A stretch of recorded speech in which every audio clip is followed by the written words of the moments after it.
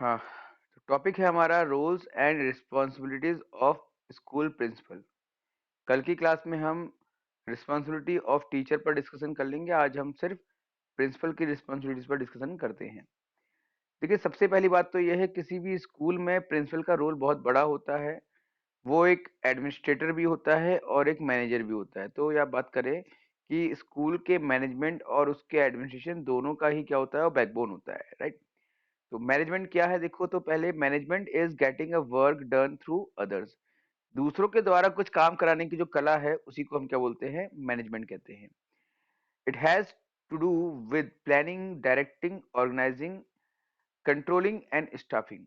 और कोई भी काम कराने के लिए आपको योजना बनानी होती है, निर्देशन देने होते हैं, संगठन बनाना होता है, नियंत्रण करना होता है ना। तो ये सब कुछ करने के बाद ही आप क्या कर सकते हैं, कोई काम कर सकते हैं। अब मैनेजमेंट क्या है, दूसरों से काम कराना है, तो आपने जान लिया। उसके लिए आपको प्लानिंग भी करनी है, ऑर्गेनाइजेशन भी बनाना है, बहुत कुछ करना है। क्या प्रिंसिपल वो सब काम करता है? अगर करता है तो कैसे करता है, ये ध्यान दीजिए। तो पहला प्रश्न था, क्या प्रिंसिपल ये काम करता है? तो यस, प्रिंसिपल ही ये काम करता है। अब कैसे करता है, ये आप लोग देख लीजिए। The principal provides management and expertise for the purpose of educating students in an ever changing environment. तो आपने अपने क्लास जो आपने स्कूलिंग की होगी, उस समय आपने अनुभव लिया भी होगा कि स्कूल्स में किसी प्रकार का कोई काम हो तो टीचर्स को प्रिंसिपल से ही कंसर्न करना होता था। और प्रिंसिपल के द्वारा कोई भी डायरेक्शंस मिलने पर, निर्देशन मिलने पर ही टीचर आगे काम करते थे, क्योंकि जो विद्यालयी कार्य का जो पूर्ण दायित्व है, वो किसका है? प्रिंसिपल का होता है, प्रधान अध्यापक का होता है, राइट। तो बच्चों के लिए एक अच्छा एजुकेशन देना, एक अच्छा लर्निंग एनवायरनमेंट डेवलप करना, ये सारा काम किसका रहेगा? प्रिंसिपल करेगा। ही और she manages the policies, regulations and procedures to ensure that all students are supervised in a safe learning environment which meets the expectation of the Ministry of Education। तो जो शिक्षा नीतियां हैं, जो नियम हैं, जो प्रक्रिया है, उन सब को सुचारू रूप से चलाने और बच्चों के सुपरविजन के लिए जो जिम्मेदारी होती है, जो दायित्व होता है, वो किसका होता है? प्रिंसिपल का होता है। और प्रिंसिपल ही जो मिनिस्ट्री ऑफ एजुकेशन है, आपका शिक्षा मंत्रालय है, उसकी जितनी भी एक्सपेक्टेशंस होती हैं धरातल की, उनको पूर्ण करने का कार्य करता है। The management and the principal provides is broad based and functional। तो broad based देखिए, defines quality and ethos of the institutions।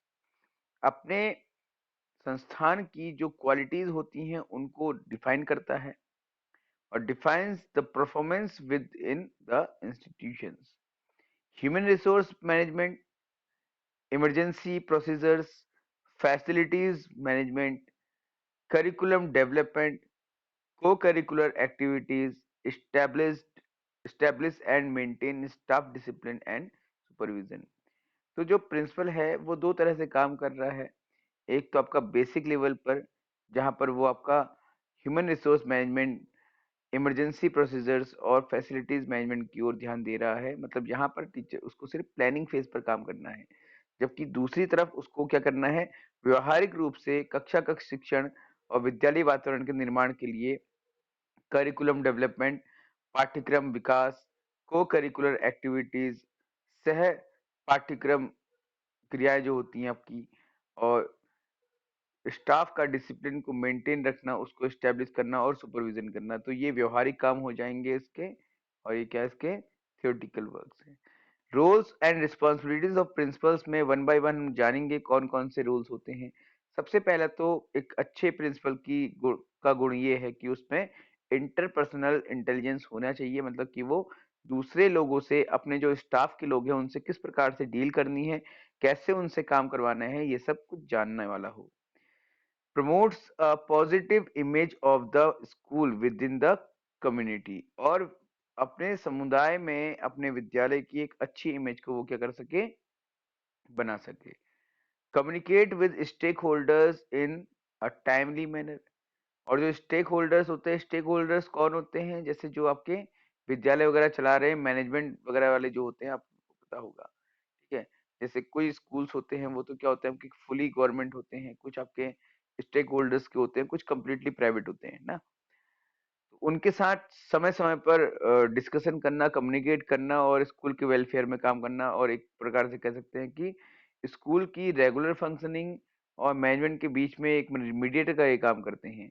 Maintain visibility with students, teachers, parents and school board, ठीक।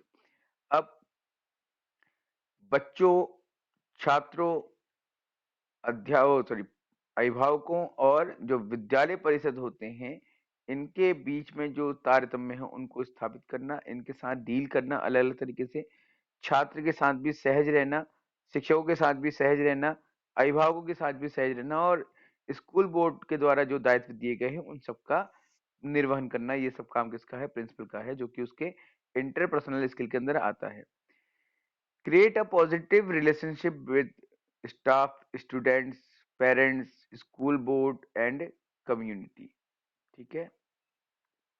अपने स्टाफ के साथ, अपने छात्रों के साथ, छात्रों के माता-पिता के साथ या अभिभावकों के साथ और बोर्ड के साथ या फिर पूरे समुदाय के साथ एक अच्छा सकारात्मक संबंध स्थापित करना, ये भी इसका काम है।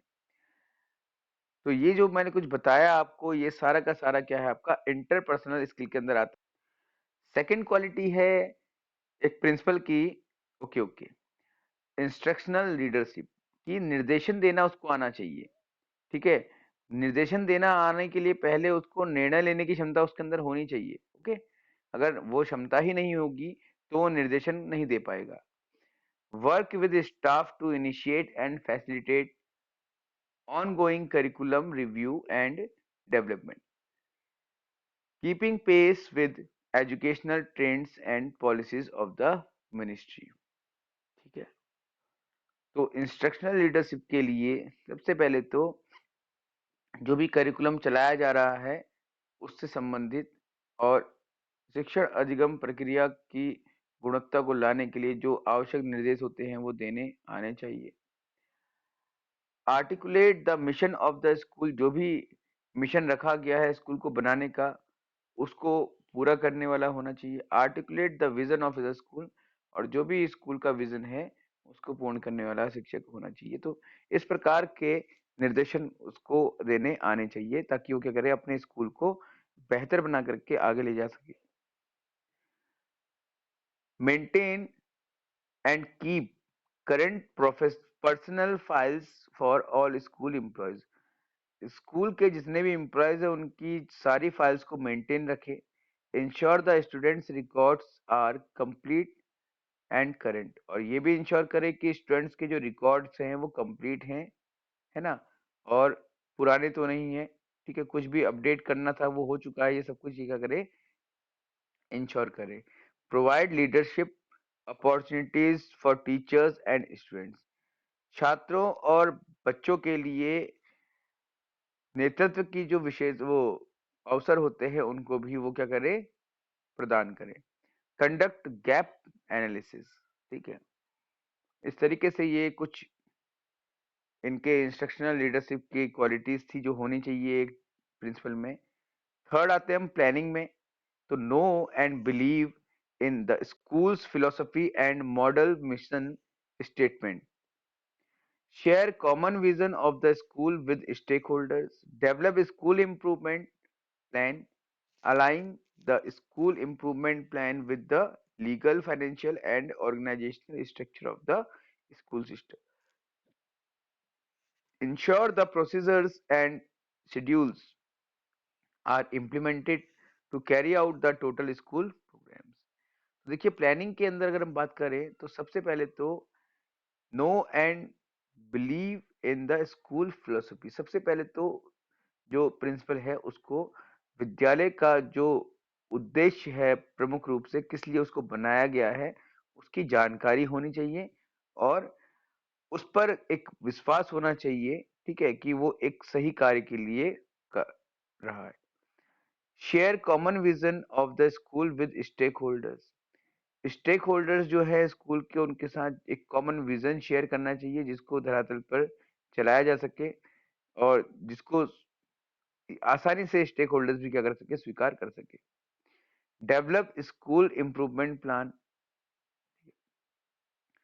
इसी के साथ साथ जो भी विद्यालय के सुधार के जो योजनाएं हैं उनका विकास कर सके। Aligning the school improvement plan with the legal, financial and organisational structure of the school system.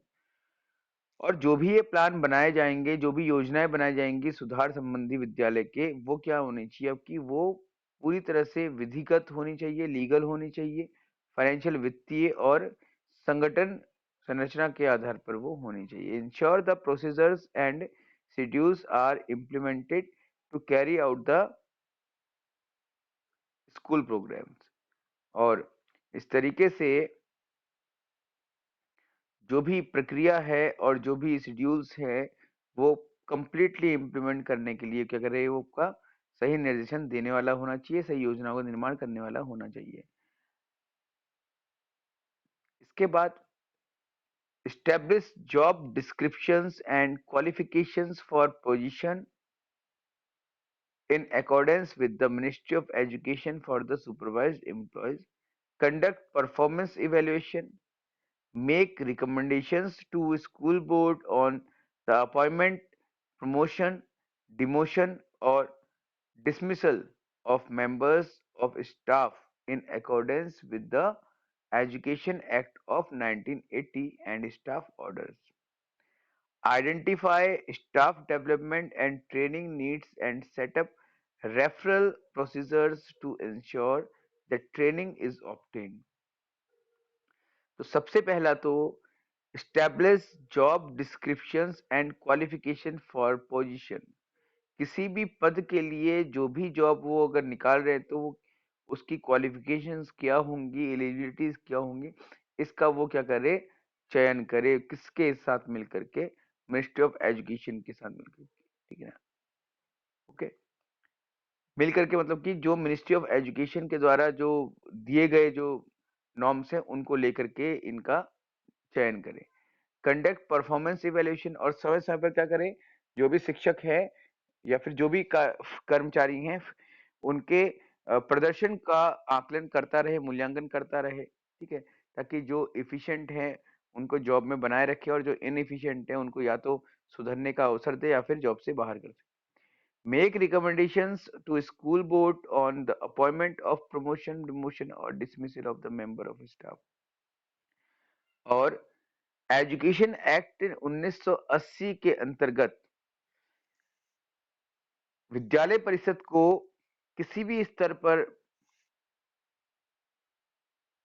Appointment करने, नियुक्ति करने, प्रमोशन करने, प्रोन्नति करने, डिमोशन करने, है ना, अवनति करने, तथा किसी भी मेंबर, किसी भी स्टाफ के मेंबर को निकालने की या कहें कि उसको बर्खास्त करने के संबंधी जो सिफारिशें हैं वो भी देने वाला होना चाहिए, ठीक। Identify staff development and training needs and set up referral procedures to ensure that training is obtain.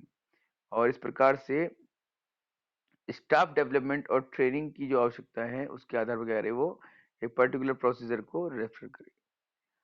Protect confidentiality of records and information gained as part of exercising professional duties and used the discretion in sharing such information within legal confines.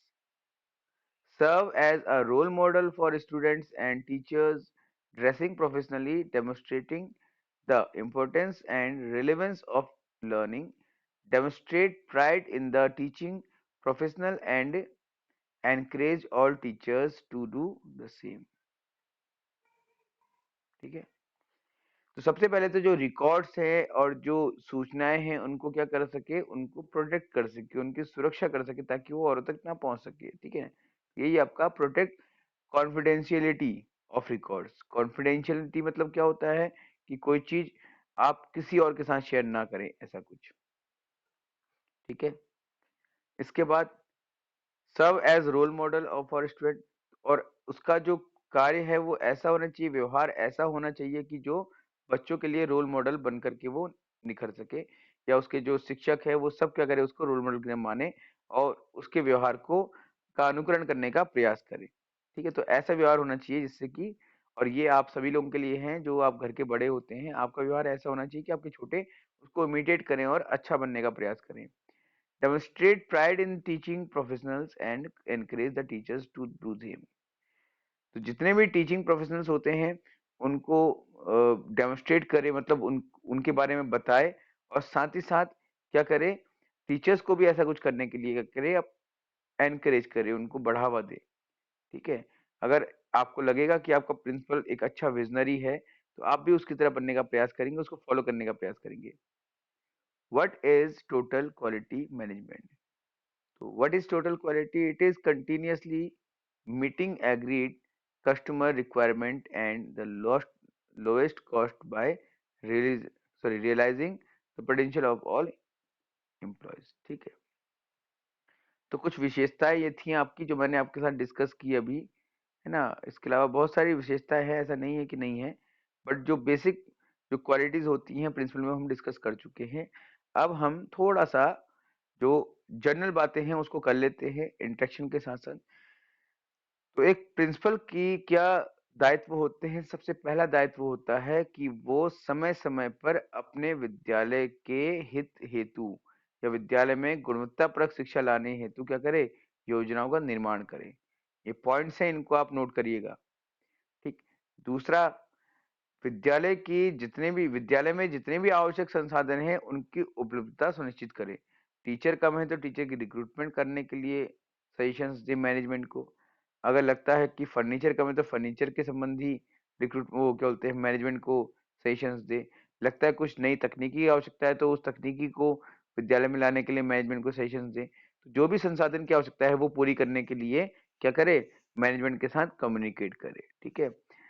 तीसरी बात, समुदाय के साथ जिस क्षेत्र में विद्यालय है अच्छे संबंध स्थापित करें और बच्चों के अभिभावकों के साथ पोलाइटली डिस्कशन करें और बच्चों के अधिगम गुणवत्ता को बढ़ाने के लिए पेरेंट्स की सहायता ले सके, ऐसा होना चाहिए प्रिंसिपल।